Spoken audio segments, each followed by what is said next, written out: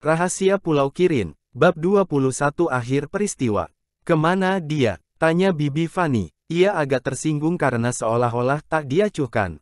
Tapi tak ada yang menjawab pertanyaannya. Julian, George dan Martin, semua menatap puncak menara dengan cemas. Mana Paman Quentin? Kenapa belum nampak di atas? Ah, itu dia. Paman lari ke atas membawa sebuah batu besar. Sementara orang-orang memandangnya dari bawah, dipukulkannya batu itu ke kaca. Pecah berantakan. Kawat-kawat yang terentang dan menembus kaca di situ putus semua ketika Paman memukulkan batu ke kaca itu. Sekarang arus tidak bisa lagi mengalir di situ. Paman menjulurkan badannya keluar lalu berseru dengan gembira ke bawah. Beres. Untung aku tidak terlambat. Aku berhasil memusnahkan kekuatan yang akan dipakai untuk meledakkan pulau ini. Kalian selamat. George tiba-tiba merasakan lututnya menjadi lemas sehingga ia terduduk ke lantai. Dengan segera Timmy menghampiri dan menghibur tuannya. Kenapa ia merusak kaca menara? Tanya seorang nelayan yang berbadan tegap. Aku bingung jadinya. Sementara itu Paman Quentin sudah turun lagi lalu menggabungkan diri.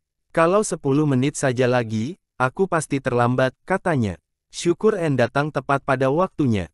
Aku cepat-cepat lari pulang, lalu melaporkan pada Bibi Fanny, kata Anne Menje. Askan, setelah itu kami meminta pada para nelayan agar secepat mungkin membawa kami kemari. Kami tidak melihat kemungkinan lainnya untuk menyelamatkan kalian. Di manakah kedua laki-laki jahat itu? Mereka mencoba melarikan diri lewat lorong di bawah laut, kata Julian. Ah ya, kau belum tahu mengenainya, Anne. Lalu Julian bercerita sementara para nelayan mendengarkan dengan mulut ternganga. Sekarang begini sajalah, kata Paman Quentin ketika Julian selesai dengan ceritanya. Karena perahu-perahu toh sudah ada di sini, kubawa saja peralatanku pulang dengannya. Pekerjaanku di sini sudah selesai. Aku tak memerlukan pulau ini lagi. Ah, kalau begitu kami bisa kemari. Seru George girang. Dan hari-hari libur masih banyak. Kami akan menolong mengangkut peralatan keluar, ayah. Sebaiknya kita kembali saja secepat mungkin ke daratan supaya bisa menyergap penjahat-penjahat itu di tempat keluar mereka, kata salah seorang nelayan. Ya betul, sambung Bibi Fanny. Astaga, pasti mereka akan menemukan Pak Curton terkapar di sana dengan kaki patah, kata Anne yang tiba-tiba teringat. Yang lain-lain memandangnya dengan tercengang. Baru saat itu mereka mendengar Pak Curton ada di tambang batu. Dengan segera Anne menjelaskan duduk perkaranya. Aku juga mengatakan padanya bahwa ia jahat, kata Anne bangga. Betul, sahut Paman Quentin sambil tertawa, ya kalau begitu lain kali saja kita mengambil peralatanku. Ah, kami berdua saja bisa melakukannya, Pak, kata nelayan yang berbadan tegap. Perahu George kan ada di sini, begitu pula perahu Bapak. Yang lain kalau mau bisa ikut pulang. Aku dan Tom akan membenahi peralatan di sini lalu membawanya pulang ke darat. Jadi Bapak tak perlu ke sini lagi. Betul juga, kata Paman Quentin. Ia merasa senang karena nelayan itu mau menolong. Kalau begitu lakukanlah, barang-barang itu ada dalam gua lewat lorong yang ada di belakang batu yang tergeser tadi. Kecuali kedua nelayan yang akan mengemaskan peralatan, semua pergi ke teluk pulau itu. Cuaca cerah saat itu, laut tenang, hanya di sekitar pulau gelombang selalu ganas. Tak lama kemudian perahu-perahu sudah menuju ke daratan. Ketegangan berakhir, kata Anne, aneh, aku selama ini tak merasa bahwa kita sedang terlibat dalam petualangan. Ya bertambah satu lagi petualangan kita, kata Julian. Janganlah semuram itu, Martin. Apapun yang terjadi nanti kami akan mengusahakan bahwa nasibmu tidak akan buruk. Kau sudah menolong kami, kau memihak pada kami. Karenanya kami pasti takkan membiarkan dirimu sengsara, bukankah begitu Paman? Kami tadi takkan mungkin bisa melalui rintangan batu-batu jika Martin tidak ada dengan sekopnya. Yah, terima kasih, kata Martin, asal kalian bisa memisahkan aku dari waliku, sehingga aku tak perlu lagi berjumpa dengannya, aku akan merasa bahagia.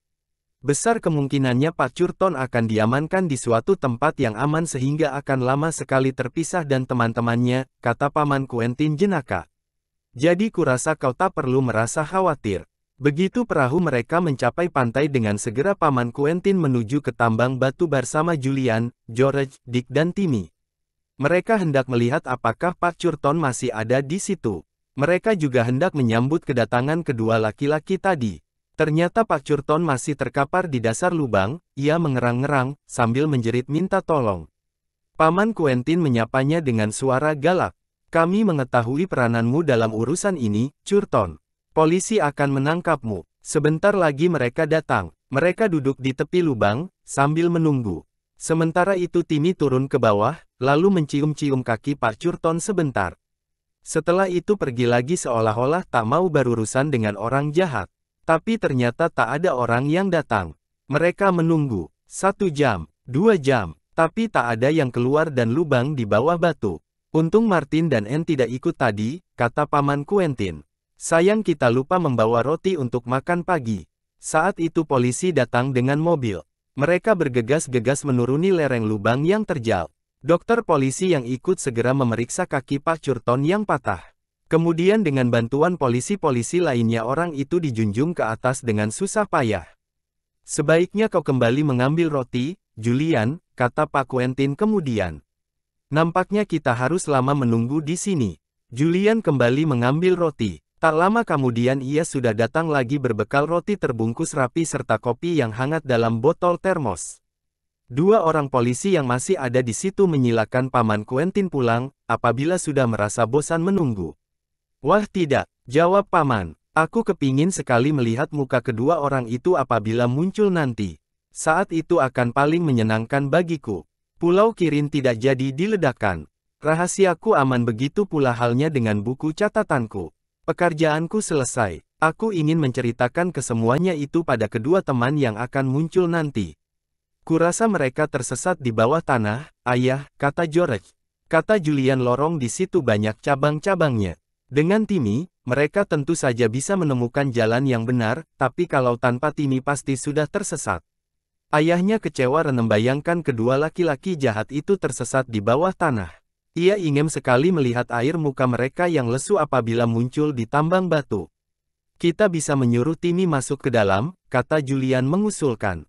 Ia pasti akan berhasil menemukan mereka dengan segera lalu menggiring mereka keluar. Ya kan, Tim? Tim menggonggong sekali, tanda setuju. Ya, gagasanmu baik Ju, kata George. Mereka takkan mencelakakannya, karena merasa bahwa ia akan bisa membawa mereka keluar. Ayo Tim, cari mereka. Bawa orang-orang itu kemari. Dengan segera Timmy menyusup ke dalam lubang sementara itu mereka menunggu sambil makan dan minum. Beberapa waktu kemudian mereka mendengar gonggongan Timmy dari dalam tanah. Terdengar napas terengah-engah disusul bunyi mengorek-ngorek. Seolah-olah ada orang yang dengan susah payah menyusup keluar dari bawah batu. Orang itu berdiri, dan melihat rombongan yang menatapnya sambil membisu.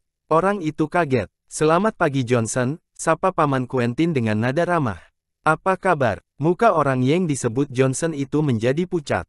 Ia terhenyak ke rumput. Kau menang, keluhnya. Betul, jawab Paman Quentin. Aku benar-benar menang. Rencana kalian gagal. Rahasiaku masih tetap aman, dan tahun depan akan kusebarkan ke seluruh dunia.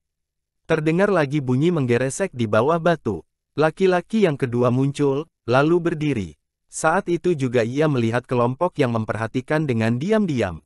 Selamat pagi Peters, kata Paman Quentin, senang rasanya berjumpa lagi. Bagaimana, asyik berjalan-jalan di bawah tanah? Kami memilih lewat laut saja. Peters memandang temannya yang bernama Johnson lalu ikut terduduk. Apa yang terjadi tadi? Tanya Peters pada Johnson. Rencana kita buyar, kata Johnson. Saat itu Timmy muncul sambil mengibas-ngibaskan ekor. Anjing itu langsung menghampiri George. Tanggung mereka tadi senang ketika Timmy datang, kata Julian. Johnson memandang ke arahnya. Memang, kata orang itu, kami tersesat dalam lorong-lorong sialan itu. Kata Curton ia akan menyongsong kami di dalam. Tapi ia tak muncul-muncul. Memang tak mungkin muncul, kata Paman Quentin. Kurasa ia sekarang sudah di rumah sakit penjara, terbaring di sana dengan kaki patah.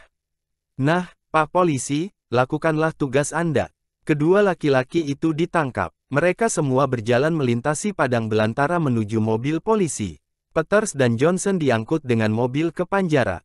Sedang Paman bersama anak-anak kembali ke Pondok Kirin. Aku sudah lapar sekali, kata George. Ada hidangan yang enak untuk sarapan Joanna. Tidak banyak, jawab Joanna yang sedang sibuk di dapur. Cuma telur mata sapi dengan daging asap dan jamur. Mereka pun sarapan dengan nikmat. Martin ikut diundang. Ia lain sekarang, karena sudah bebas dari kekuasaan walinya yang jahat. Julian beseria saudara-saudaranya menyusun rencana untuknya. Kau bisa tinggal bersama pengawas pantai karena ia suka padamu. Ia selalu mengatakan kau anak yang baik.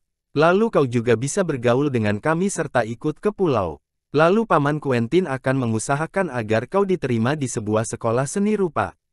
Katanya kau layak menerima hadiah karena telah menolongnya dalam menyelamatkan rahasia penemuannya yang hebat itu. Wajah Martin berseri-seri. Ia merasa lega. Selama ini belum pernah aku mendapat kesempatan menjadi orang baik, katanya, aku akan berusaha sebaik-baiknya. Percayalah, Ibu, bolehkah kami pergi ke Pulau Kirin untuk menonton menara dibongkar besok? Tanya George meminta pada ibunya. Boleh ya, dan bisakah kami berkemah di sana selama seminggu? Kami bisa tidur lagi di bilik batu seperti dulu. Yah, kurasa bisa saja, kata ibunya sambil tersenyum melihat wajah George yang begitu gairah. Aku ingin memanjakan ayahmu selama beberapa hari. Selama ini makannya tidak teratur. Oh ya, aku lantas teringat lagi, kata Paman Quentin. Ku coba memakan sup yang kau sediakan untukku malam kemarin dulu. Aduh, rasanya sama sekali tidak enak. Sudah basi, Quentin. Terdengar jelas bahwa Bibi Fanny sudah putus asa melihat suaminya yang begitu pelupa. Tentu saja rasanya tidak enak. Kan sudah kukatakan hari itu, kau harus membuangnya. Masa sampai bisa lupa? Dengan sendirinya sup itu sudah basi. Kau ini memang keterlaluan. Selesai sarapan beramai-ramai mereka pergi ke kebun. Mereka memandang ke seberang teluk, menatap Pulau Kirin. Indah sekali nampaknya diterangi sinar matahari pagi. Sudah banyak pengalaman kita bersama-sama, kata Julian. Lebih banyak daripada anak-anak lain. Dan semua pengalaman ini mengasyikkan. Tamat.